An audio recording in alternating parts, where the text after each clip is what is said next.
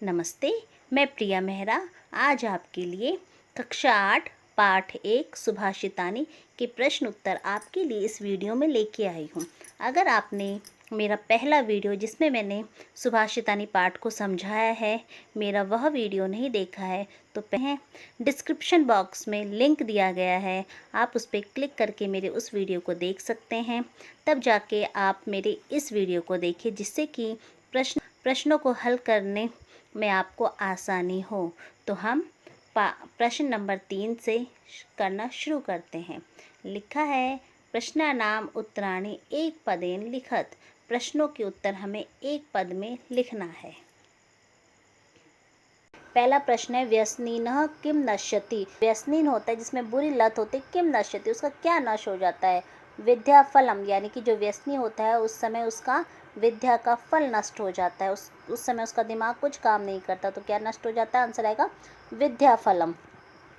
कस्य यश नश्यति, बोलेंगे कस्य मतलब किसका यश नष्ट हो जाता है। लुब्धस्य किसका नष्ट हो जाता है, लुब्धस्य का यश नष्ट हो जाता है। लुब्धस्य मतलब होता है लालची का, लालची व्यक्ति का यश नष्ट हो जाता है। मधुमक्षिका किम जन्यति, मधुमक्षिका जो मधुमक्खी होती है किम जन्यति किसको जन्म देती है, माधुर्यम यानी शहद को जन्म देती है। मधुर सुक्त रसम के सृजंती, मीठी मीठी उक्ति या मीठे वचन का निर्माण कौन करता है, संत लोग। संत लोग क्या करते हैं, अच्छे और बुरे दोनों लोगों के साथ रहते हैं और फिर भी वो क्या करते हैं, मीठी रस को ही उत्पन्न करते हैं। अर्थिना केभ्य विमुखा न यान्ति, अर्थिना मतलब होता है जो याचक होता है, विमुखा या न यान्ति किससे विमुख नहीं होता, निराश नहीं होता। इसका आंसर महिरूहेभ्य यानी कि जो पेड़ है वो उसके पास देने को बहुत कुछ होता है, तो उससे क्या नहीं होता है, वो विमुख नहीं होता है, उससे उसके पास आने से निराश नहीं होता। पेड़ के पास आते तो उसके पास फूल पत्ती फल छाल है ना इत्यादि चीज़ होती है, तो उसे कुछ ना कुछ देकर ही लौटाता है। प्रश्न 4 है, अधोलिखित तद्भव शब्दानाम कृते पाठा चित्वा संस्कृत पदानि लिखत। इसमें बोला गया है कि नीचे हमें तद्भव शब्द दिया गया। तद्भव शब्द वे शब्द होते हैं जो संस्कृत के शब्द होते हैं और उन्हें क्या किया जाता है, हिंदी कुछ संशोधन करने के बाद हिंदी में बोला जाता है। और तत्सम वे शब्द होते हैं जो संस्कृत के शब्द होते हैं उसे संस्कृत में ही बोला जाता है, वह तत्सम होता है। और तद्भव क्या होता है, उसका हिंदी रूपांतरण होता है। तो देखिए तद्भव कंजूस दिया गया है, जबकि इसको संस्कृत में बोलते हैं कृपणः। कड़वा को बोलते हैं कटुकम। फिर बोला गया पूंछ, इसका बनता है पुछ। लोभी का बनता है लुब्ध। मधुमक्खी का बनता है मधुमक्षिका। और तिनका का बनता है तृणम। आगे लिखा है, अधोलिखितेषु वाक्येषु कर्तृपदम क्रियापदम च चित्वा लिखित। नीचे आपको वाक्य दिए गए हैं, उसमें से आपको कर्तृपद जो कर्ता होता है उसमें उसको और क्रियापद को चुनकर लिखना है। वाक्य दिया गया उसमें से हमें कर्ता चुनना है। कर्ता कौन होता है, जो काम को करता है। और क्रिया क्या होता है, कर्ता के द्वारा जो काम किया जाता है। जैसे मैं बोलती हूँ राम खाना खाता है, तो इसमें खाना कौन खा रहा है, राम खा रहा है, तो कर्ता कौन हो गया, राम हो गया। और क्रिया क्या कर रहा है, वो राम क्या क्रिया कर रहा है, वो खाना खाने का क्रिया कर रहा है, तो खाना क्या हो गया, क्रिया हो गया। तो देखिए इसमें हम पढ़ते हैं, लिखा है संत मधुर सुक्त रसम सृजंती। जो संत लोग होते हैं, सज्जन लोग होते हैं, मधुर मतलब मीठा, सुक्त मतलब उक्ति को, मीठे वचन को मीठे रस का क्या करते हैं, सृजन करते हैं, निर्माण करते हैं। तो सज्जन लोग क्या करते हैं, मीठे रस का निर्माण करते हैं। अपने मुख से जो भी वाणी निकालते हैं वो मीठी ही निकालते हैं। तो इसमें क्या आएगा, संतः तो कर्ता हो गया, और वो क्या करते हैं, सृजंती निर्माण करते हैं, सृजंती इसमें क्रिया गया। फिर गए निर्गुणम प्राप्य भवंती दोष, जो निर्गुण होते हैं उनको दोष क्या होता है, प्राप्त होता है।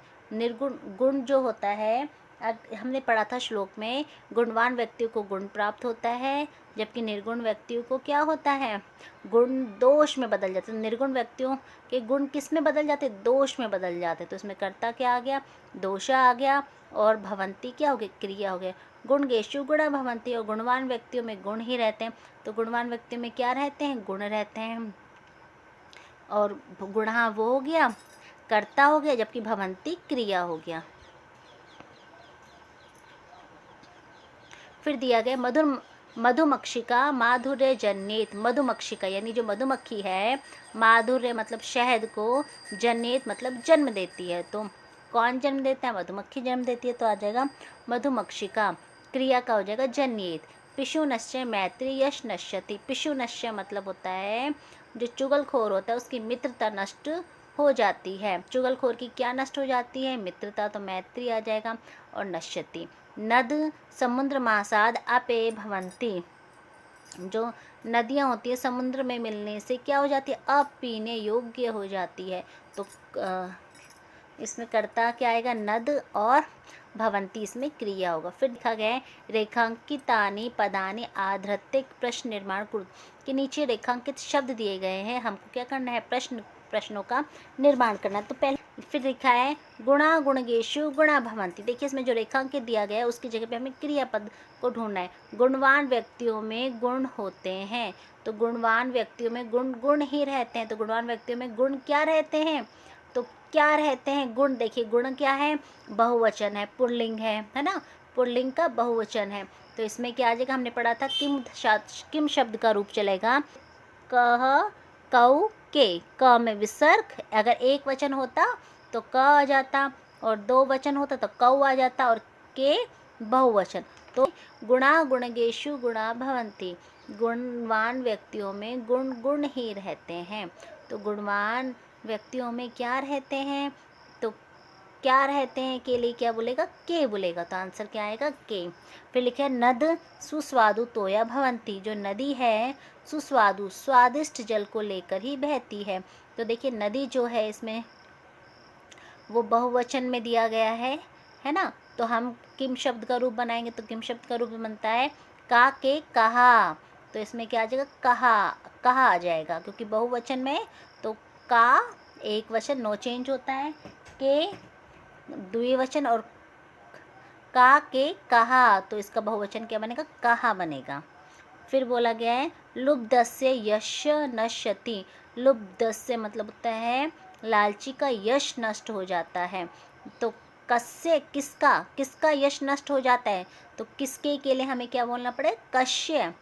मधुमक्षिका माधुर्यमेव जन्यति, मधुमक्षिका माधुर्यमेव जन्यति, जो मधुमक्खी है वो शहद को ही जन्म देती है। तो मधुमक्खी देखो एक है, तो इसका क्या बनेगा? किम शब्द का रूप बनाएंगे तो क्या बनेगा? का। अगर द्विवचन होता तो के बनता, बहुवचन होता तो कहा बनता।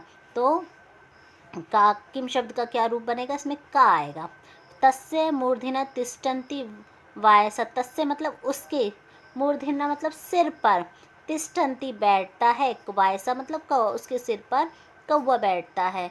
तो किसके सिर पर? तो देखिए कस्मिन भी सही है। तो देखिए इसका आंसर है कस्मिन। किसके को संस्कृत में क्या बोलते हैं? कस्मिन। इसके लिए हमें क्या ये याद होने चाहिए? हमें किम शब्द के रूप याद होने चाहिए, वो मैं आपको एक बार अभी समझा दूंगी। और कुत्र अव्यय है, अगर आपसे कोई जगह पूछी जाती है तो उसके लिए कुत्र शब्द का प्रयोग किया जाता है।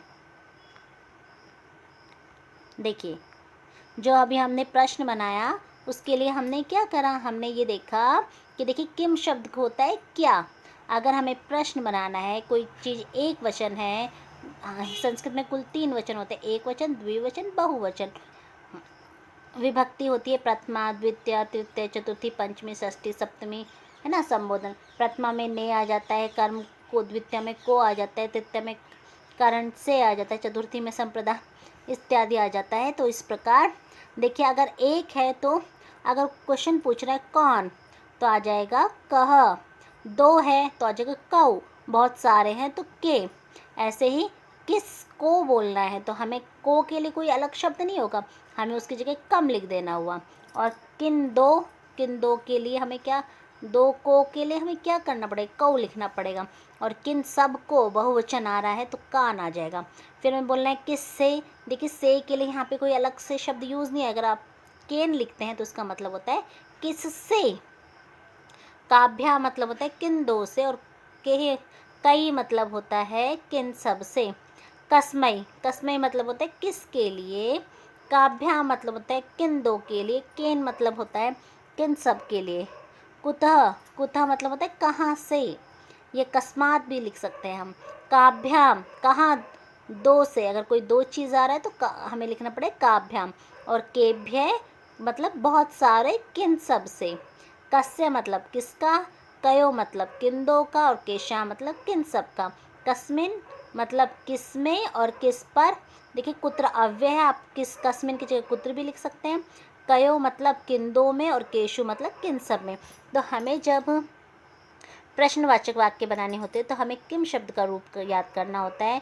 और ये पुल्लिंग शब्द है, इसे एक वचन, द्विवचन, बहुवचन हमें देखना पड़ता है कि वो वाक्य एक वचन में है तो एक वचन वाली लाइन आएगी, द्विवचन है तो दो वचन, और बहुत सारे हैं तो बहुवचन की लाइन हमें आएगी। तो हमें कऊ के, क कऊ के, कम कऊ कान, केन काभ्यम कई, कस्मे काभ्यम केभे, कस्मात् काभ्यम के, कस्मात् काभ्यम केभे, कस्य कयो केशाम, कस्मिन कयो केशु। अगर हमें ये याद है तो हम प्रश्नवाचक वाक्यों को बना सकते हैं।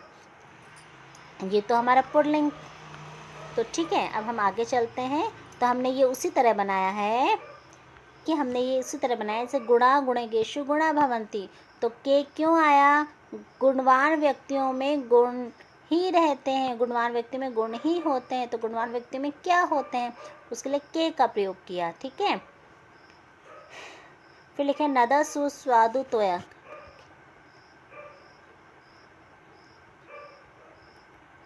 अब देखिए इसमें जो गुण है वो बहुवचन में आया है। गुण किस में है, बहुवचन में। गुणा, बहुत सारे गुण हैं। तो क कऊ के, हमने पहली लाइन पढ़ी, क कऊ के, तो क्या आएगा, के, बहुवचन आ गया। बहुवचन में है, पुल्लिंग का है तो बहुवचन।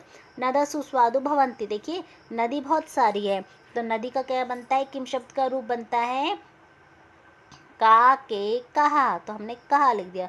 लुब्धस्य यश नश्यति, लुब्धस्य लालची का यश नष्ट हो जाता, तो किस, कस्य, किसका यश नष्ट हो जाता, तो उसके लिए हमने लुब्धस्य शब्द का, देखो किसका शब्द, किसका शब्द के लिए हमने कस्य ये लिखा। षष्ठी में किसका लिखा है ना, किसका लिखा तो हमने कस्य, और एक वचन था तो हमने कस्य शब्द का प्रयोग किया।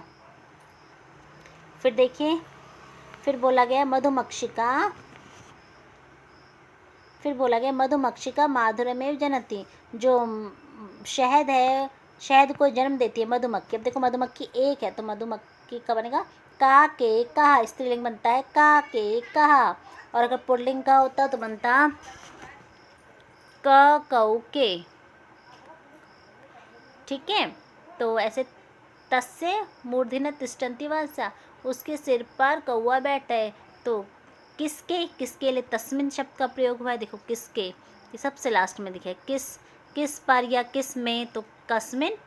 तो ये आपको किम शब्द के रूप अगर याद है, अगर पुल्लिंग शब्द के पूछेगा तो पुल्लिंग शब्द आपको रूप याद होना चाहिए। स्त्रीलिंग है तो स्त्रीलिंग के, और नपुंसक लिंग है तो नपुंसक लिंग है। लेकिन एक बात ध्यान रखना, नपुंसक लिंग में क्या होता है, जो प्रथमा और द्वितीय होता है वो अलग होता है, बाकी तृतीय से लेके संबोधन तक वो सेम होता है।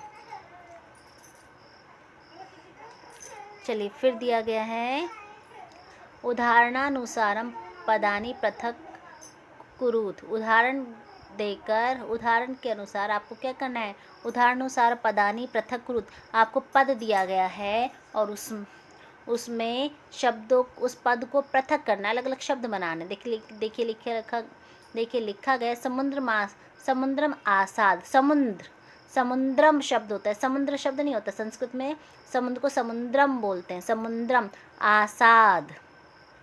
ठीक है, फिर माधुर्यम लिखा है, माधुर्यमेव, माधुर्य धन एव, अल्पमेव, इसमें हो गया अल्पम धन एव, सर्वमेव, सर्वम धन एव, दैवमेव, दैवम धन एव, महात्मनाम मुक्ति, महात्मनाम धन उक्ति, विपदा मादावेव, विपदा मादादेव मतलब विपदाम धन आदौ धन एव। तो हमारे इस पाठ के प्रश्न उत्तर पूरे होते हैं। मैं उम्मीद करती हूँ कि मेरे द्वारा जो आपको ये प्रश्न उत्तर करवाए जा रहे हैं और इससे पहले जो पाठ समझाया गया था वो आपको समझ में आया होगा। तो आप अगर आप मेरे चैनल में नए हैं तो आप मेरे चैनल को लाइक करें, कमेंट करें, शेयर करें, सब्सक्राइब करें। धन्यवाद।